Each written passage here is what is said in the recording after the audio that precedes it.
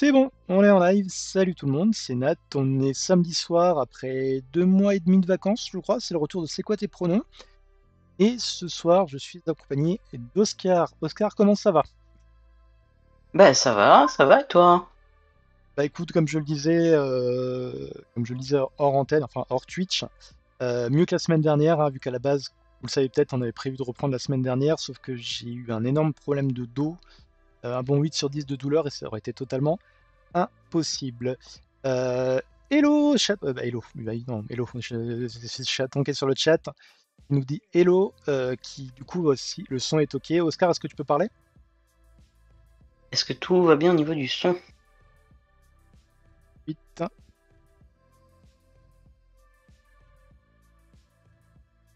Alors, on attend juste la confirmation. Impec. Yeah. Donc voilà. Oui, donc comme je le disais la semaine dernière, gros problème de dos. Si vous regardez l'émission régulièrement, vous savez que c'est récurrent, mais là c'était vraiment très violent. J'ai été un bon 8 sur 10 de douleur, c'était vraiment. Bonne soirée, mon cœur. Bon décédage. J'avais vraiment le dos, mais une catastrophe. Ce qui est ironique dans la mesure où la dernière fois qu'on a parlé, Oscar, c'était aussi pour parler de problèmes de santé. Donc je pense que je vais. Le dos, c'est vraiment. C'est une catastrophe. C'est une catastrophe. Mais je sais même pas pourquoi en fait. C'est ça le pire. Je sais pas comment je me suis fait ça. Je suis parti un week-end à Paris. Et quand je suis rentré, j'avais mal en fait. Ah, mais Littéralement. première erreur, c'est aller à Paris. Ouais, mais j'avais pas le choix. C'était pour la bonne cause, on va dire. Très bonne cause. Indice sur mon t-shirt pour ceux qui veulent savoir.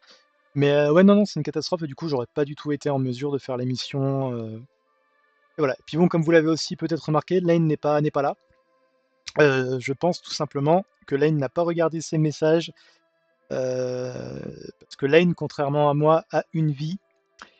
Lane a une vie, ce qui fait que Lane ne voit pas forcément quand je lui laisse un message sur Discord. Voilà, voilà. Du coup, ça va être une émission un peu plus à la cool, enfin, c'est toujours une émission à la cool pour être honnête. On va simplement papoter. Je crois savoir notamment que tu as des conseils bouquins à nous donner, Oscar. Ouais. Et puis voilà, on va papoter jusqu'à à peu près 21h15, comme dit, ça. Petit trois quarts d'heure, 50 minutes, ça va le faire. Voilà. Du coup, J'ai des... Cet été, j'ai travaillé un tout petit chouïa avant de partir sur Paris, où je suis allé dans une librairie féministe et du coup, il y avait beaucoup de bouquins queer, qui est suffisamment rare pour le noter. Et je me suis fait franchement plaisir au niveau des bouquins. Et du coup, il y en a quelques-uns que je voudrais conseiller. Je les ai pas tous là parce que comme ils sont super bien, évidemment, je les ai pratiquement tous prêtés une fois que je les ai eu terminés. alors tu sais qu'il y a beaucoup de personnes qui Euh, considèrent qu'un livre, ça ne se prête pas. Ça se Ah ouais? donne, ça se donne. Ouais, enfin, il y a beaucoup de personnes. Non, j'ai entendu ça une fois, mais en gros, les livres, c'est plus les donner que les prêter. Ce que dans un sens, je trouve assez classe, surtout quand c'est des livres comme ça à portée politique ou ce genre de choses, parce que je pense pas que c'est forcément des livres que tu vas relire régulièrement, quoi. Enfin, je me Ouais. trompe peut-être, mais c'est comme Et ça que c'est fonctionne le scénario. beaucoup de comics que j'ai pris, donc j'ai tendance à les relire des fois. Et il y en a. J'ai acheté deux livres que j'ai plus du coup parce que eux, je les ai offerts à la personne à qui je voulais les offrir. Et il y en a un, c'était un tout petit livre où à la fin, tu peux mettre ton nom quand tu l'as lu et ce que tu en as pensé, et tu le distribues, tu le fais passer de main en main comme Ah, ça. Le sympa! concept du livre. Ouais, je me souviens plus du tout du titre ou quoi, parce que c'est vraiment la couverture, elle m'avait flashé, je me suis dit, waouh, mais c'est carrément pour lui. Du coup, je lui ai pris. Et elle a adoré. Donc, j'ai vraiment tapé au bon endroit, donc je suis hyper content. Et il y en a un deuxième que j'avais pris qui s'appelle Les Contradictions, qui était une BD d'une meuf qui venait des États-Unis, qui racontait, une meuf lesbienne, qui racontait comment elle a fait un road trip jusqu'à Amsterdam ou un pays comme ça avec une meuf anarchiste et où elle est mise face à ses propres contradictions par rapport à ses luttes. Et ça m'a fait mais tellement de bien de lire ce livre parce que en fait, elle réalise que même si tu veux bien faire les choses, il y a toujours un moment où parce que t'es qui tu es avec tes problèmes de santé, tes envies et tout, bah il y a un moment où tu peux pas suivre tout le temps parfaitement à la lettre ce que t'avais prévu de faire parce que ça marche pas. Genre elle voulait le faire le plus économiquement possible, tant au niveau écologique que d'argent. Et du coup, elle prenait le train, elle faisait du stop. Et au bout d'un moment, bah elle loupe leur train, je sais plus pour quelle raison, ou leur stop. Elle se retrouve à devoir prendre l'avion, Aïe. qui est complètement hors de leur principe. Mais Mais c'est elle se marrant. retrouve à devoir faire ça. C'est- Et c'est- ça m'a fait beaucoup de bien de le lire. Ça m'a fait vraiment beaucoup Alors, de bien de le lire. juste pour que je puisse le mettre dans le chat, le cas échéant, est-ce que tu as le nom de l'autrice? Je vais te le retrouver tout de suite. Et oui, c'est ce que tu as dit sur le livre à passer, c'est marrant parce il y a une paire d'années, j'ai une ex qui m'avait passé un livre, je crois que c'était à la recherche du bonheur, quelque chose comme ça. Enfin, c'était pareil, c'était un livre par un philosophe, je pense qu'on peut dire ça comme ça. Et ce qui est marrant, c'est que quand elle m'a passé le livre, sur la première page du bouquin, il y avait un mot qui n'était pas désigné à elle, qui n'était pas pour elle. Donc, c'est-à-dire que quelqu'un avant elle l'a eu. Et moi, une fois que je l'ai lu, je l'ai offert à une amie Ah, je sais c'est même pas. incroyable. J'aime beaucoup les. Je crois que les livres qui m'ont le plus retourné, c'est les trucs que je trouve comme ça de façon totalement random. À l'époque, j'avais trouvé, alors ça fait génial parce qu'en même temps, ça fait théorie du complot, ça fait Amour X-Files, mais j'avais trouvé un bouquin de Jean-Claude Bourret. Je me rappelle du nom de l'auteur parce qu'il était relativement connu, mais je sais plus le titre. Et c'était super intéressant parce qu'en fait, il expliquait entre guillemets ce qui se passerait s'il y avait un contact extraterrestre, comment ça pourrait marcher et tout. Et le bouquin était en deux parties. Tu avais une partie fiction et la deuxième partie, c'était des explications scientifiques. Et ce qui me fait super marrer avec le recul, c'est que le bouquin, je l'ai trouvé littéralement sur une poubelle. Le bouquin était posé. Incroyable. Et du coup, maintenant avec le recul, je suis attends, là, qu'est-ce qui s'est passé? Est-ce qu'il y a eu quelqu'un qui était trop près de la vérité? Du coup, on l'a abattu. Mais c'est génial quand tu trouves des bouquins comme ça, ou même quand tu les offres. Enfin, c'est vraiment génial. C'est ça que j'aime bien avec la littérature, en fait. Avec les bouquins, ce que t'as pas avec d'autres supports, d'autres médias, et que Le t'as. fait d'avoir entre ses mains, c'est un effet que j'avais beaucoup avec les livres des bibliothèques ou les vieux livres qu'il y avait chez mes arrière-grands-parents. Parce que j'ai perdu mes arrière-grands-parents assez tard. Hmm.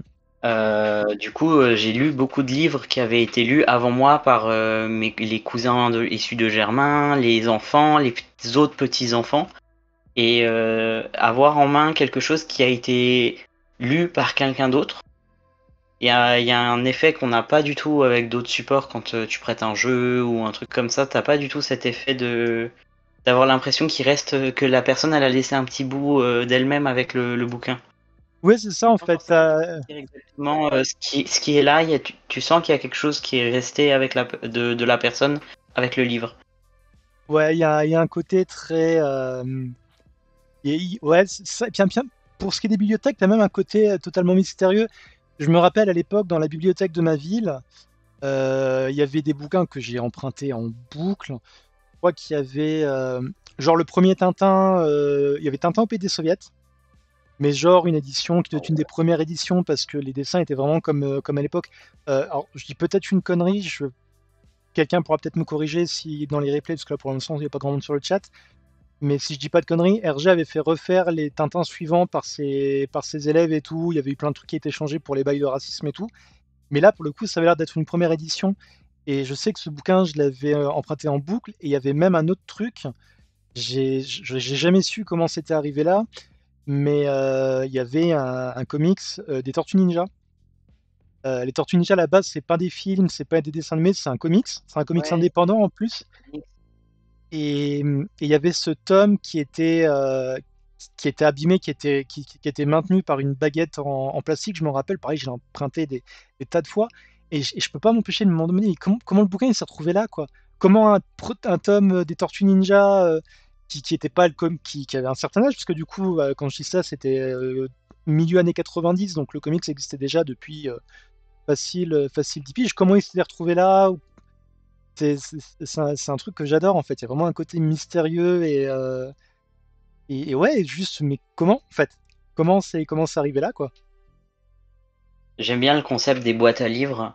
J'ai jamais le Mm. réflexe. Je sais qu'il y en a quelques-unes dans la ville où je vis, mais j'ai jamais le réflexe d'aller voir ou d'aller déposer des livres. Mais j'aime bien le concept de boîte à livres où tu vas et puis t'échanges des bouquins et tu peux faire des petites trouvailles, quoi. Ouais. Ouais, ouais, on en a pas mal dans le coin, on en a facile. J'en ai repéré déjà pardon, deux, trois sur quoi? Sur 20 kilomètres. Et c'est vrai qu'effectivement, encore une fois, puis même ça me fait marrer parce qu'en même temps que je te parle, du coup, j'ai plein de flashbacks qui me reviennent. Il y avait un bled près de là où j'habitais qui s'appelle Fontenoy-la-Joute. C'est le nom du bled, pas là où j'habitais, qui en fait est surnommé le village du livre. Et le village, c'est plein d'endroits où tu peux acheter des livres, vraiment des livres de tout. Tu as des romans, enfin, je sais pas si ça existe encore maintenant, j'ai toujours voulu y retourner, mais j'ai pas pu, ça fait facilement 20 ans. Tu as des romans, tu as des bandes dessinées, des trucs comme ça. Et tu as même une presse à l'ancienne. Et quand j'étais gamin, c'était vraiment un de mes lieux préférés à aller de façon entre guillemets exceptionnelle. Parce que déjà, je savais que j'allais repartir souvent avec plein de comics, des trucs super anciens, et je trouvais des trucs super rares. Et ça a vraiment un côté, ouais, il y a un côté presque trésor enfoui de retrouver de trouver des trucs comme ça, quoi, des raretés, des trucs. Et tu te dis, mais les bouquins, quand ils pensent, ce qu'ils ont dû vivre, en fait, parce que là, quand j'y pense, les trucs rares que je trouvais, c'est pareil, c'était des comics qui ont dû sortir dans les années 70, 60, 70 même. Et un jour, tu as un gamin qui le trouve en 80, 95, 96. Tu vois, tu sais, les trucs, ils ont du vécu. Enfin, je veux pas parler au sens ésotérique, mais les trucs, ils sont remplis de vécu, en fait. Combien il y a de gamins qui l'ont Et lu oui, oui, avant je vois tellement. J'ai vraiment connu ces. Genre, j'ai lu quand j'étais gamin, je lisais beaucoup les Picsou Magazine, tu sais, les Maxi Oui. Picsou et tout. Et parmi les premiers que j'ai lus, c'était ceux qu'avait lu ma mère au même âge que moi. Et j'avais 12 ans à l'époque quand j'ai lu ça. Et ma mère, elle est de 75. Donc t'imagines à quelle période ils sont sortis, les trucs. Il y avait Ah, qu'une page sur deux en couleur. C'était ouais. incroyable. Oui, oui, exact. Il y avait la même chose pour les comics. C'était pour Et économiser. c'était que. Et tu voyais les Ouais, prix, c'était genre 1 franc, c'est fou. 1 C'était franc fou. le bouquin, ouais. Mais Je trouvais ouais, ça ouais. incroyable. À Picsou Magazine, par contre, Et c'était du pas coup, le truc le moins c'était cringe, cool hein. de lire les bouquins qu'avait lu ma mère avant moi, mon Mm. oncle et tout. C'était trop cool. Quand ils sortaient du grenier, là, j'étais, oh, c'était une mine d'or à chaque fois. J'étais trop content de Le... lire ça. Alors, J'en ai gardé plein, des vieux bouquins que mon grand-père m'a donné parce que bah, ils étaient à mon oncle ou quoi. J'en ai plein, plein, plein. J'ai un intérêt spécifique sur les avions. Et quand j'étais gamin, j'ai spécifiquement sur les avions supersoniques de chasse et tout. Et du coup, j'ai des bouquins sur les avions de chasse chez moi. c'est Et du coup, génial. l'auteur de Les Contradictions, c'est Sophie Yanao. Je peux Alors, te attends, l'envoyer dans le chat si tu veux. ouais, vas-y, je vais l'écrire sur. Attends. Alors, auteur des contradictions, parce que du coup, je fais aussi le chat ce soir. Alors, si vous entendez, si vous regardez les vidéos et que vous l'avez en fond sonore, au moment où je vous le dis, je le tape dans le chat. Donc, normalement, ça devrait apparaître sur votre écran si vous regardez le replay. Et du coup, oui, je veux bien que tu m'envoies juste le nom, que je puisse le noter. Oui, je te Alors, l'envoie de suite. Et voilà. Sophie Yano. Et oui, le truc que j'allais dire, c'est moins glorieux, mais le principe du livre me fait penser. Alors, c'est vraiment pas glorieux. Il y avait, je sais plus quelle marque de voiture, je crois, qui avait fait ça, mais dans une pub en fait, où en gros, ils interviewaient une nana qui disait ouais, je veux faire zéro truc machin et tout. Et à un moment, l'intervieweur elle fait oui, mais vous faites quand même ça, donc vous avez quand même tel truc. Elle fait non, pas du tout. C'est en mode hypocrite. Et du coup, ça me fait marrer de voir que l'idée qui est super intéressante au final, parce que c'est vrai, se retrouver à la fois dans une pub qui a sûrement été pensée par un quarantenaire en burn-out total, et en même temps par une autrice qui en a fait un livre complet, quoi. Salut Arir, comment ça va? Ça fait longtemps, j'espère que t'as passé un bon été. Désolé, j'étais j'étais enthousiaste. Mais et du coup, comment dire? Par curiosité, le bouquin, il est long ou c'est juste un truc comme ça Non, il est pas très long. Je l'ai lu, je pense. C'est un comic, donc ça se lit assez bien. Enfin, ça se lit vite. Le style est très épuré et tout, donc il y a pas besoin de passer beaucoup de temps pour regarder les détails et à apprécier. C'est un dessin très simpliste. Euh, je dirais que ça m'a pris 1 heure et demie pour le lire à peu près. Il est pas très gros. D'accord. Bah, après, c'est plus une question de page parce que pour lire, alors, Euh, il fait moins de 100 pages. Je pense d'accord. honnêtement, il fait moins de 100 pages. J'ai une petite anecdote marrante par rapport à ça, c'est un truc qui m'est arrivé. Ma moitié a acheté un des livres de Boulet, Boulet qui est dessinateur qui est assez connu en France, et je l'avais pas encore lu. Et je sais plus comment la discussion était venue là-dessus, mais en gros, on l'avait vu à une IRL des Nouilles Rampantes, qui est un podcast d'horreur qui raconte des histoires dedans. Et je sais plus pourquoi j'avais dit. Ah oui, j'ai dit le problème avec ce genre de livre, généralement, c'est que je les aime bien, mais je les lis super vite en fait. Je lis vraiment super vite depuis Ouais, que je non, suis il fait gamin. 208 pages. D'accord, ouais, Il une fait heure et 208 demie. pages, my bad. Bah, du coup, Après, je lis super vite. J'ai vraiment pas une référence. ouais. Bah, bon, pareil, quand j'étais au collège, je gagnais des prix de lecture tellement je lisais vite en fait. Et en fait, je me dis, ouais, le problème, c'est que avec ce genre de livres, malheureusement, je les aime bien, mais je les lis en une demi-heure max. Et il m'a regardé en mode choqué, genre, mais je fais, non, non, je l'ai pas encore lu. Et en fait, le bouquin, je l'ai lu du coup le week-end d'après. Et en fait, je l'ai lu en exactement 31 minutes. Waouh. Ma...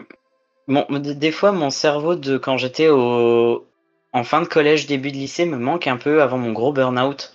Parce que vraiment, je pouvais m'enfiler 2 fois 300 pages en un week. Ah, pareil, à l'époque, j'avais lu plusieurs bouquins en une seule traite. On a à rire sur C'était. le. Ouais, bah, c'était la jeunesse. Du coup, Ouais. je fais quand même le chat. Donc, Araïr nous dit qu'il est éclaté et je cite: Je sens bien que je suis vivant et que j'ai des muscles. Grosse journée fatigante. Oui, c'est un peu le résumé de mes journées aussi quand je vais à la piscine. Du coup, je connais. Et du coup, qui me dit par contre, j'ai acheté le chant d'Achille. Bah, écoute, si tu veux nous en parler, hésite pas. C'est un peu le thème de la. On est un peu parti sur une thématique livre et j'aime beaucoup ça, je dois avouer du coup. Dans mes autres recos, alors je l'ai acheté cet été, mais pas à la librairie féministe parce que je l'ai acheté en Pride, quand je suis allé à Pride de Strasbourg. Gender Flu de Tamos le Thermos. Je sais pas s'il y en a qui l'ont lu ou si toi tu l'as lu, il est Non. vraiment chouette. C'est trop bien comment elle explore à explorer son genre, comment Yel se perçoit par rapport aux autres et tout. Et pareil, ça fait beaucoup de bien à lire de voir que on n'est pas les C'est seuls à galérer avec son genre en fait. c'est pas du comics, c'est du livre. Parce que du coup, comme Euh, tu l'as sous la main, sinon je te dirais montre-nous un truc, mais s'il y a aussi que du texte. Ah, c'est d'accord, ok. Ah, j'aime bien le c'est du côté. comics pareil, avec un style assez simple. Du coup, c'est agréable à lire. Enfin, pareil, tu passes pas. Enfin, t'as pas besoin de regarder pendant 10 ans Enfin, t'as pas à profiter pendant 10 ans des petits détails et tout. Alors, juste du coup, Araïr Et n'aurait. ça fait cool aussi. Non, je disais juste du coup, Araïr nous dit j'ai pas fini de lire, mais pour résumer, Grèce antique et pédalerie. J'ai envie de dire, la Grèce antique, il y avait beaucoup de pédalerie pour le coup. La Grèce et la Rome antique, voilà, la Rome antique, voilà, le mot est là. En gros, Patrocle et Achille vont faire des petits cœurs. J'aime bien la façon que tu as de le dire. C'est tout mignon. Ça me dit un truc. Le titre tout seul me disait rien, mais avec le contexte, ça me dit un truc. Je crois que je l'ai vu passer sur Twitter ou un truc comme ça. Un livre qui parle, enfin, dans le contexte d'Achille et de Patrocle, qui sont très souvent cheap ensemble. Non, mais en même temps, sérieux, la Grèce antique et la Rome antique, ils étaient tous. J'aime bien parce qu'à côté de ça, t'en as qui fait ouais, enfin, à l'époque, il n'y avait pas de personnes gays, il n'y a pas de personnes queer. Oui, oui, les Grecs et les Bien Romains, sûr. très hétéros, hein, très hétéros. Hein. À fond, à fond, à fond. Non, c'est très drôle. La Grèce antique et la Rome antique, j'ai pareil, gamin, je lisais beaucoup de trucs dessus, d'autant que ma mère a été prof de latin un temps. Et du Oh. coup, on a toujours fait beaucoup d'étymologie avec elle de manière naturelle, tu sais. Hmm. Dans la voiture, quand je lisais qu'il y avait un mot que je comprenais pas, elle m'aidait à le décomposer, elle m'expliquait les racines et tout. Et aujourd'hui, j'arrive à comprendre beaucoup de mots sans forcément connaître leur définition parce qu'elle m'a appris l'étymologie depuis petit. Et du coup, bah forcément, j'étais plongé dans la Grèce et la Rome antique. Et du coup, ouais, j'ai appris très tôt qu'ils étaient pas, enfin que l'hétérosexualité c'était un truc truc que je suis un peu surfait d'aujourd'hui, quoi. Alors du coup, Araya, on dit, sinon avant je finissais un livre genre 10 centimètres épaisseur en un jour, 2 jours. Bah, j'ai l'impression que, surtout quand t'es plus jeune, parce que j'avoue que ça fait un bout de temps que je l'ai pu faire, mais je me rappelle de souvenirs, j'avais lu Le Chien des Baskerville, par exemple, de Arthur Conan Doyle, qui est un Sherlock Holmes. Je l'ai lu en une fois. Dévoré, j'ai dévoré. Il est génial ce bouquin. Bah, du coup, je vais le mettre dans le chat. Alors attends, Le Chien. Et, et les adaptations cinéma sont très cool aussi. Bon, c'est Sherlock Holmes, après, faut Euh, aimer. Ah, j'ai un gros intérêt spécifique sur Sherlock Holmes. J'ai Ah! lu les originaux, j'ai lu des adaptations manga, j'ai vu Sherlock, la série Sherlock, j'ai vu Elementary, j'ai j'ai vu les films avec Robert Downey Jr. C'est lui qui m'a donné l'amour de Sherlock Holmes. J'ai Ah, découvert Sherlock Holmes par Robert Downey Jr. dans bah, Sherlock Holmes le premier, Jeu d'ombre. c'est le Ouais, deuxième. c'est ça, c'est Jeu d'ombre le Non, premier. c'est le deuxième Bah, de bah, Robert Downey Jr. C'est Game of Shadow. Jeu d'ombre, Ouais, le premier, c'est juste Sherlock Holmes. J'ai pas aimé le 2 perso. J'ai j'ai- j'ai- j'ai aimé j'ai- les deux. j'ai adoré le premier parce que j'aimais bien le côté de l'enquête, mystère. Est-ce que c'est un mystère? Est-ce que ça l'est pas? On va pas spoiler le résultat. Par contre, le deuxième, j'ai trouvé le contexte politique un peu chiant et un peu. Et puis je trouvais que, en fait, il était mal balancé. Genre pendant tout le film, c'est un peu sérieux. Puis ça finit sur entre guillemets un gag. Enfin, c'est vraiment pas le deuxième. J'ai pas aimé, sauf la scène entre Robert Downey Jr. et Jared Harris à la fin, quand ils se rencontrent finalement Moriarty et Sherlock. Du coup, je vais Oui. juste lire Arayir qui nous dit, là dans le livre, donc Patrocle et Achille, punaise, les noms c'est pareil, c'est pas les noms les plus simples, hein. Ils sont pas juste amants, mais amoureux, donc ça fait pas que Ken. Ça fait également des petits Ah, cœurs. c'est cool. J'adore l'image quand même. Mais oui, du coup, Ouais. Sherlock Holmes. D'ailleurs, trivia, mais bon, alors, pour être honnête, j'ai lu que 2 histoires de Sherlock Holmes. Mais, est-ce que tu savais que, bah, je dirais une des meilleures histoires, forcément, parce que j'ai pas des masses de points de comparaison, mais est-ce que tu savais qu'une des meilleures histoires de Sherlock Holmes avait été écrite par Stephen King? Eh ben non, je ne savais pas. Dans Rêve et Cauchemar, en fait, il a écrit une nouvelle où le principe c'est Sherlock et Watson donc qui enquêtent. Sauf que le problème c'est Ouais. que Sherlock il est complètement mais détruit parce qu'il a une grippe, un truc du style. Et du coup l'enquête est assez compliquée pour lui et c'est Watson plus ou moins qui démêle le fil. Mais le truc est super bien écrit et le principe est super intéressant. C'est pas un truc d'horreur du tout, bien que ça soit dans du coup c'est dans Rêve et Cauchemar qui en France est sorti en 2 tomes, donc c'est dans Rêve et Cauchemar 2. Et du coup, c'est Stephen King a écrit une histoire de Sherlock Holmes qui, du coup, a été adaptée au cinéma. Mais alors, par contre, pour le voir, c'est très compliqué parce que c'est ce qu'on appelle, c'est ce qu'il appelle, c'est $1 Baby en fait. Euh, Stephen King, Ah oui. Rien à voir. Stephen King vend régulièrement les droits de ses histoires à des étudiants en cinéma pour $1 en fait. Et après, c'est des films qui n'ont pas de distribution, qui sont que dans les festivals. Et il a été adapté Ah justement oui. dans un festival. Et alors, je sais qu'à une époque, une fois par an, le festival qui organisait ça rendait les films disponibles sur YouTube. Par contre, je sais pas s'ils le font encore. Et encore une fois, ça reste dans une période très courte, genre un week-end, un truc comme ça, quoi. Donc, Oui, c'était non, le, effectivement. c'était le, le fact drop sur Sherlock Holmes. Et du coup, à Raïrnu, parce que la Grèce antique, c'était surtout des histoires d'amants, mais surtout avec un schéma particulier. Bah, déjà, pour ce qui est du particulier de la Grèce antique, quand tu regardes la mythologie grecque et les dieux, c'est un peu. C'est pas très. Enfin, voilà, quoi. Bah Et déjà, il n'y a rien de vraiment très hétéro parce que bien on ait tendance à les genrer au masculin et au féminin, les deux titans originels, Gaïa et c'est pas Thanos, je sais plus comment il s'appelle. On a tendance à les assimiler hommes et femmes, mais en fait, on sait pas vraiment quel genre ils ont. Et Zeus, il donne naissance à ses enfants par sa cuisse. ouais, et puis Zeus qui se met en. Alors je sais plus qui l'a séduit en étant en biche. Non, c'est Diane ça. Il a fait un signe, il a fait. Voilà, le mec il séduit en temps. Le mec il devait avoir un sacré complexe. Il y a une blague sur internet qui tourne où c'est un résumé des mythologies avec les dieux. Et pour la mythologie du coup grecque, c'est et malheureusement, Zeus a été horny. C'est ça en fait. C'est ça qui m'éclate, c'est que tous les dieux sont polymorphes, donc gendermorphes. Oui, exact. Bah même dans. Ouais. Non mais en plus c'est pareil. Et puis le truc aussi, c'est que par rapport aux traductions, des fois t'as genre de trucs. C'est comme pour. Alors je suis désolé, ce soir on a tendance un peu à partir à droite à gauche, mais quand tu regardes Rémus et Romulus qui ont été élevés par une louve, c'est pas une louve, c'est une prostituée en fait. Enfin, c'est. Et oui, et ça, je l'ai appris tellement tard. J'étais choquée, ça m'a énervé qu'on m'ait pas appris ça en cours alors que j'ai fait latin. Comment on m'a pas dit Ah oui. ça, Et ça m'a énervé de le découvrir sur internet quoi. t'as plein de trucs. Je sais aussi que souvent je veux dire les intégristes, ouais, on va dire les intégristes pour pas dire les connards, mais les intégristes religieux citent la Bible qui dit tu ne coucheras pas avec un homme comme tu coucheras avec une femme.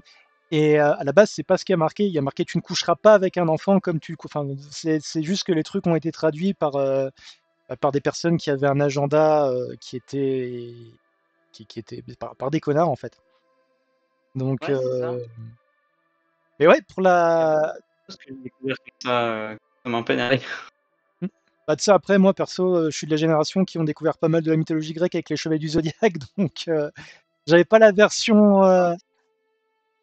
Non, mais sans déconner, à mon époque, on était tous. Enfin, moi, c'était sur la fin, parce que la série était entre guillemets dans un hiatus qui a duré quasiment 20 ans. Mais il y a plein de personnes de mon âge un peu plus ancienne qui ont découvert la mythologie grecque avec les Chevaliers du Zodiaque et avec Hercule. Non, pas Hercule. Enfin, je pensais à la série Hercule, mais non, je voulais dire Ulysse. Ulysse 31, qui était une version de l'Odyssée, mais Ah transformée oui, en récit de science-fiction. Donc, pour ceux qui connaissent ouais, pas l'Odyssée, c'est la génération de ma mère.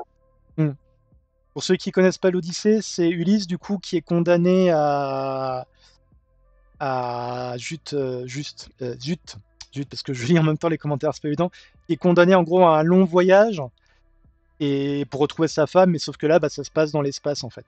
Mais c'est exactement l'histoire, un peu de la même façon que le Roi Lion, c'est Hamlet en fait, dans le même style. Araïr qui continue par rapport au dieu polymorphe qui nous dit mais chacune un genre. En gros, généralement, il y avait l'Éraste et les Romaines. C'est très pointu ce soir, quand même, niveau latin l'émission. J'aurais bien voulu que Lane soit là, juste pour voir comment Lane se débrouillerait avec le latin, pour me venger de toutes les fois où l'accent anglais est parfait et que. Mais oui, non, ça c'est pour les gays la dernière phrase. D'accord. Je suis désolé, c'est un peu compliqué comme sujet comme ça, et puis de jongler entre la conversation. Mais oui, du coup, Encore. les gays antiques, du coup, nous dit Ouais. Arrête. J'ai encore deux recos qui me tiennent vraiment à cœur. C'est Le Nouveau Testament et French l'Ancien Testament. Bedfellows. Oups. Non, excuse-moi, du coup, c'était une blague Ariel, qui était. Désolé, là, il y a un télescopage. Repars sur les recommandations parce que je t'ai interrompu et j'ai fait de la merde. Vas-y, euh, du coup, c'est Strange Bedfellows de Ariel. Non, j'avais l'auteur là. Là, Ariel Slamet Rice, qui est une histoire très TDI coded Attends, est-ce que tu peux juste avec me remettre un. le nom sur Discord que je puisse le noter? Oui, je t'envoie les deux. Fellows et Du coup, les deux recos sont du même auteur? Non. Strange Bedfellows, ça a été un gros coup de cœur avec un personnage principal trans masque et, et racisé. Oh, Oui. c'est relativement rare Le, niveau représentation. ça se passe dans le futur, donc il y a un peu, il y a beaucoup de science-fiction, mais c'est très TDI coded, c'est très poétique, c'est vraiment les dessins sont superbes, les couleurs sont incroyables. Je suis vraiment tombé complètement amoureux de la couverture et de l'histoire. Je le recommande, mais enfin, lisez-le, il est juste génial. Il est sorti très récemment, il est sorti cette année. Et c'est vraiment en regardant les couvertures que je dis, mais il faut que je lise ça. Et c'était hyper plaisant. C'est Genre que vraiment beaucoup. c'est comme ça, toi, que tu décides de tes lectures par rapport aux couvertures? Oui, si Ouais. la couverture m'attire ou m'intrigue, je prends pour regarder la quatrième de couverture. C'est un truc que j'ai hérité de ma mère parce que quand j'ai commencé à lire, il a bien fallu que je choisisse mes livres. Et du coup, j'ai demandé à ma mère comment elle faisait. Elle m'a dit, bah moi, c'est la couverture. Et sinon, quand il y a un auteur que j'aime vraiment beaucoup, bah je cherche l'auteur. Donc je fais exactement comme elle. Et moi, j'ai rajouté aussi les titres parce que des fois, les titres m'intriguent et me donnent envie d'aller voir de quoi ça parle. Mais Je les me, couvertures, c'est un gros truc pour moi. je me rends compte que Et ma j'ai deuxième reco que absolument. j'ai en physique parce que je l'ai pas prêté. Je voulais Parce que juste. évidemment, Strange Bedfellows, je l'ai prêté. Évidemment. J'ai adoré, je l'ai prêté. Et le deuxième, c'est Boutonné en jalousie de Jules Marot. Pareil avec un personnage principal gay et racisé, arabe en plus. Ça se passe de nos jours. Ça parle de coming out, du regard des autres, euh, de ce qu'on veut pour soi par rapport à soi-même et pour les autres. Et enfin, c'est pareil, hyper cool à lire. Euh, des dessins super chouettes, Ah ouais, c'est colorés, c'est assez mais pas classe, ouais. du tout criards. Pareil, je le recommande de ouf. Il était trop bien. Alors du coup, Il était trop.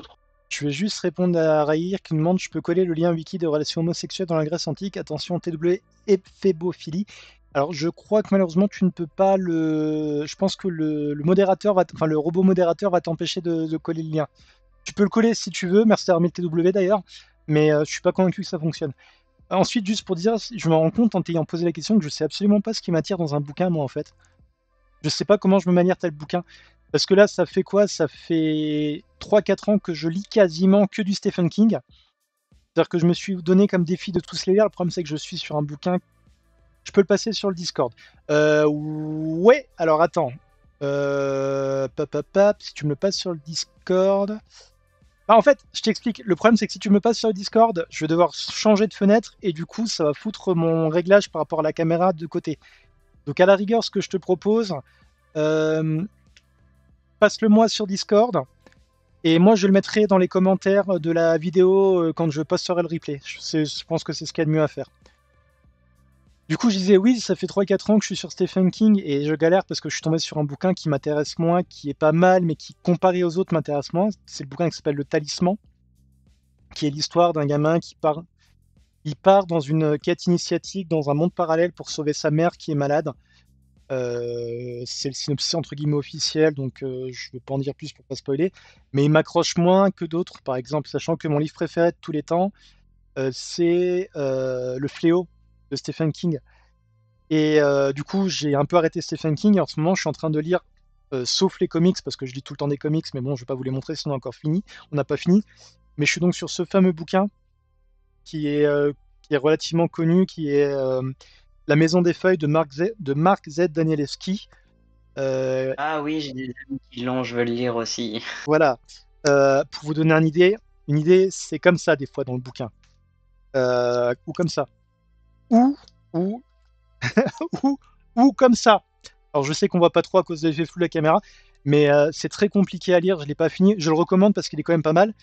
Le seul truc qui m'a mis mal à l'aise, c'est qu'il y a des scènes de sexe assez explicites.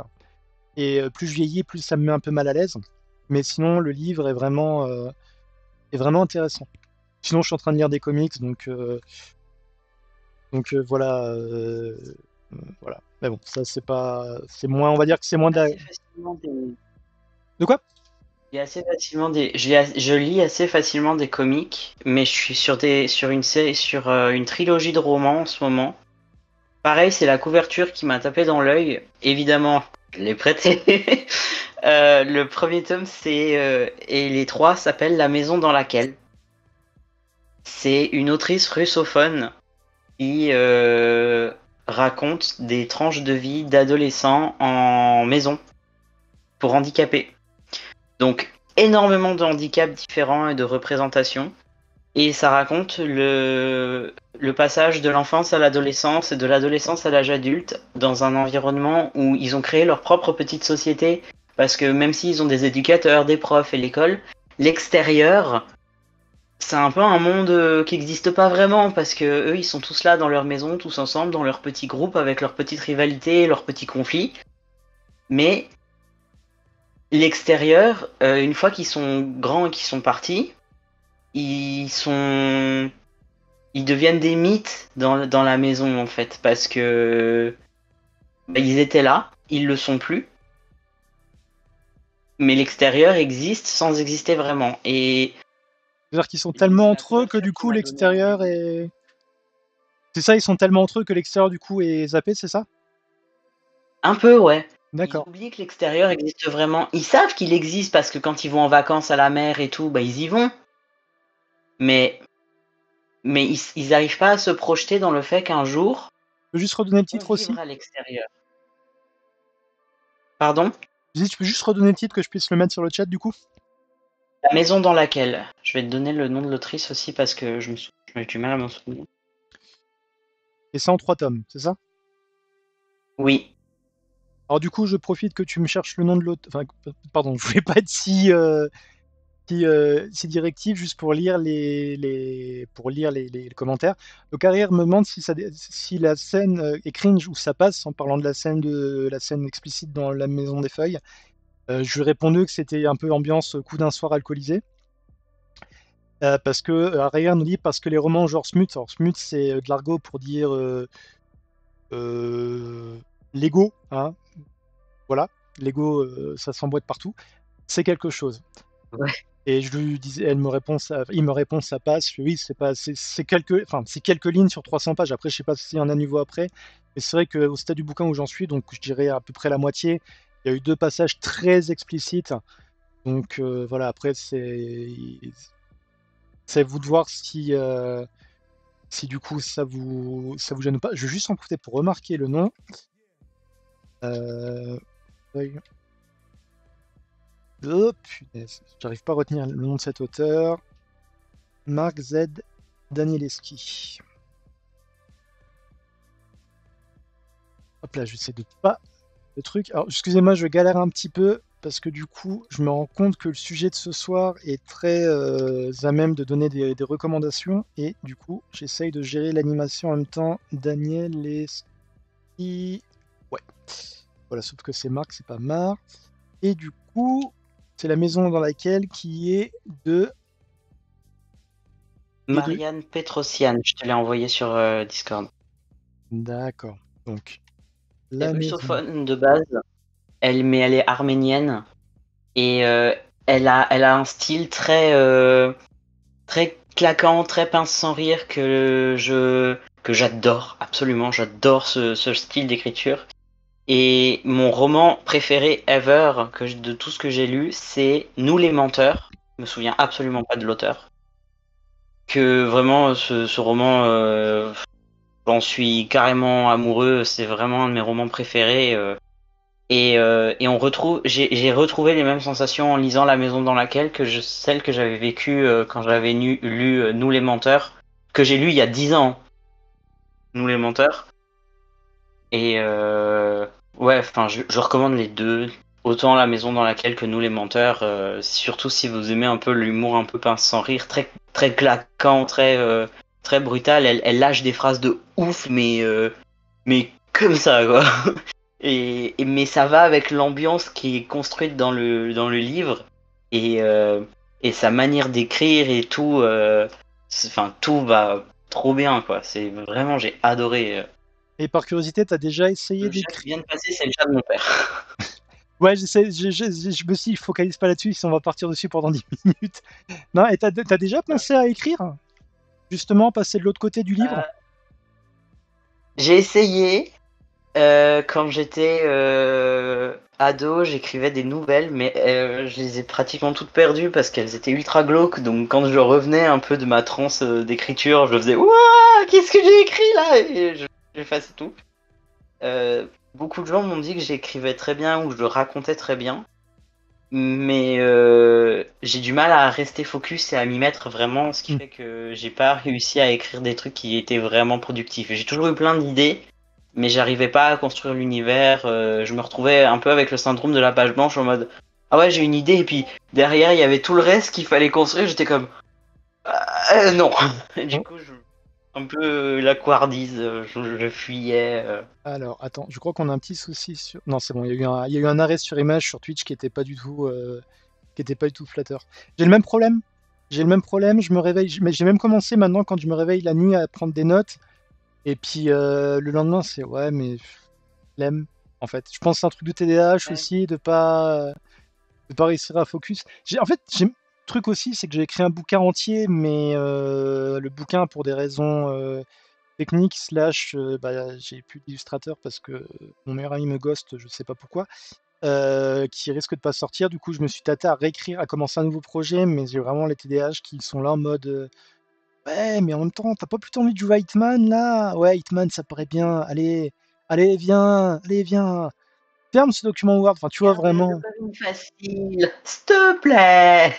Ouais, enfin voilà. Mais après, c'est pareil. Je pense que dans un sens aussi, en tant que personne neuroa, j'ai peur de ce que je pourrais écrire en fait. Sachant que le dernier projet que j'ai fait, c'était sans histoire courte, sans histoire d'horreur courte, et qu'il y en a certaines, même moi, quand je les écris, je fais oh putain, c'est chaud que t'aies ça en tête quand même.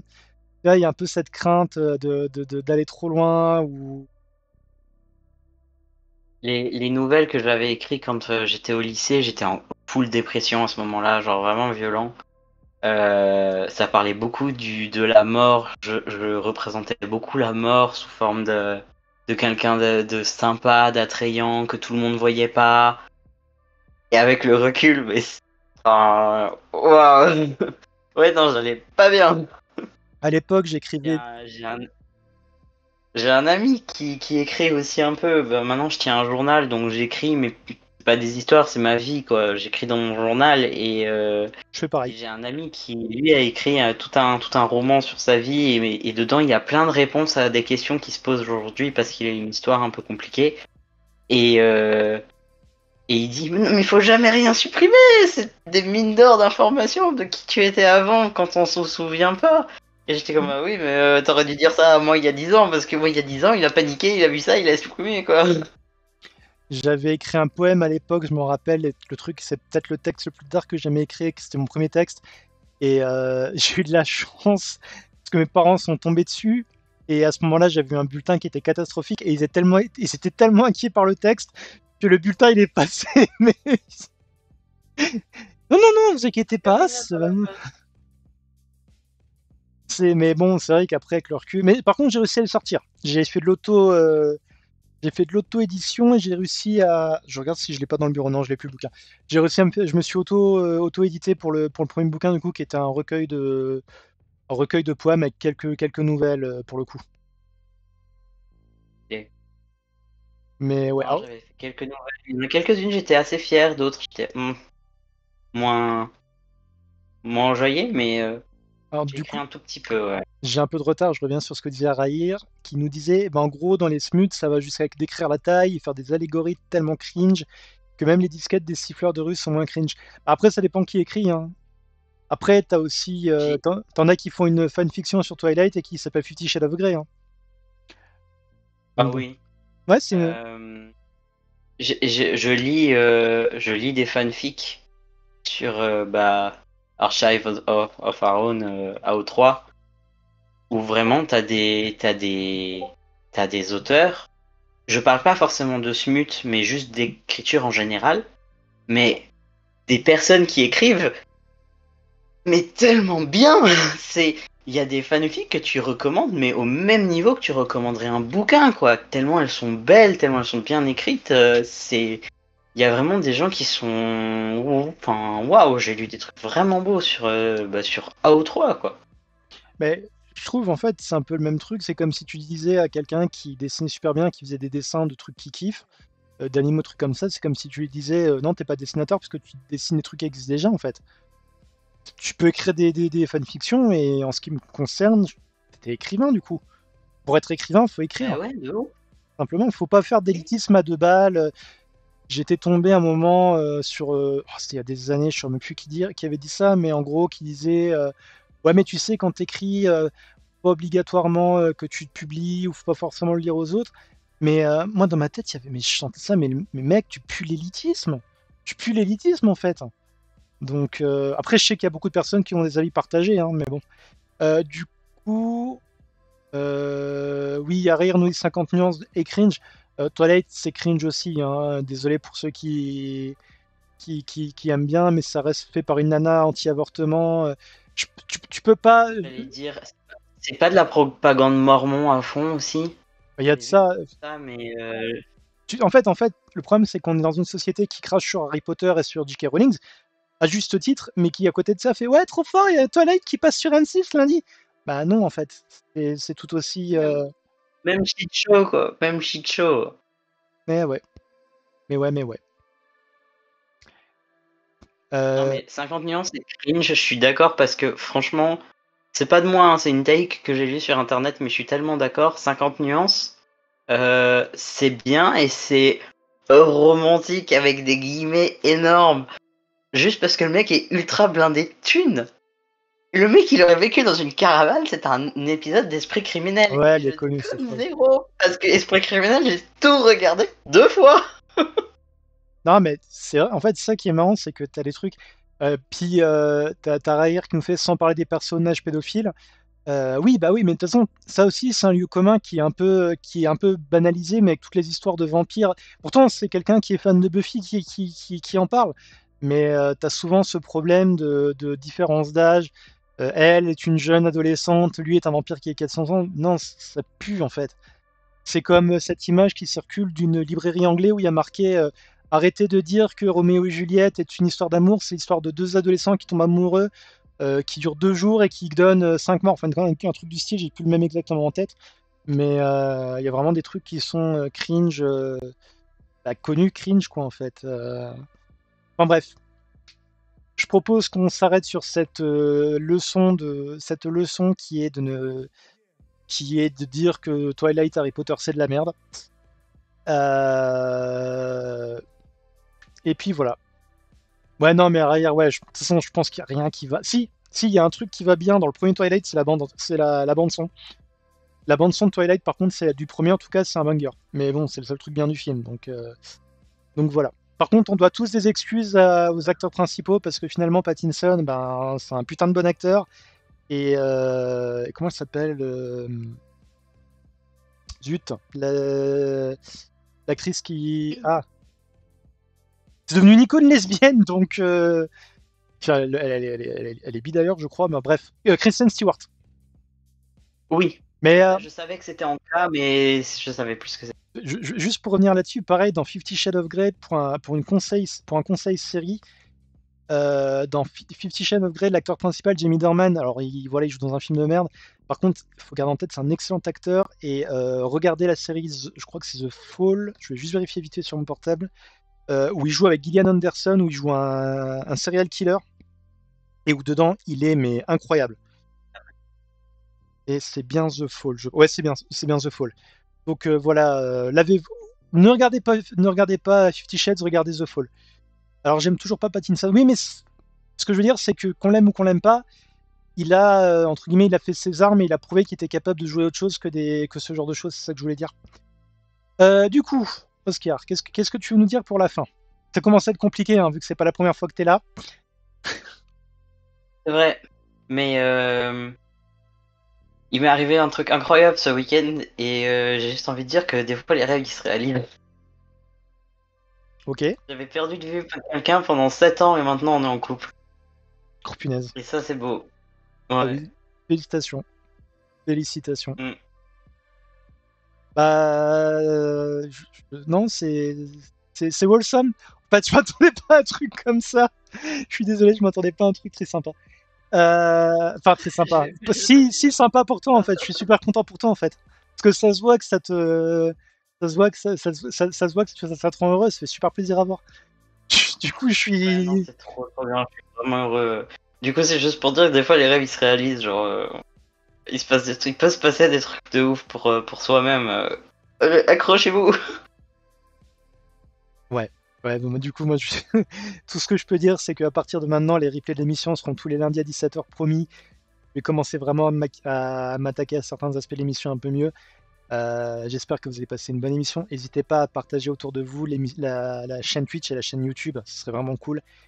Et on va essayer de faire que cette saison de C'est quoi tes pronoms soit la meilleure jusqu'à présent. Je ne sais pas pourquoi. Ce sera pas la dernière, hein, ce sera pas la dernière, mais on va essayer que ce soit la meilleure jusqu'à présent. Je vous souhaite de prendre soin de vous et que plein de bonnes choses vous arrivent. Je vous dis à la semaine prochaine. Salut.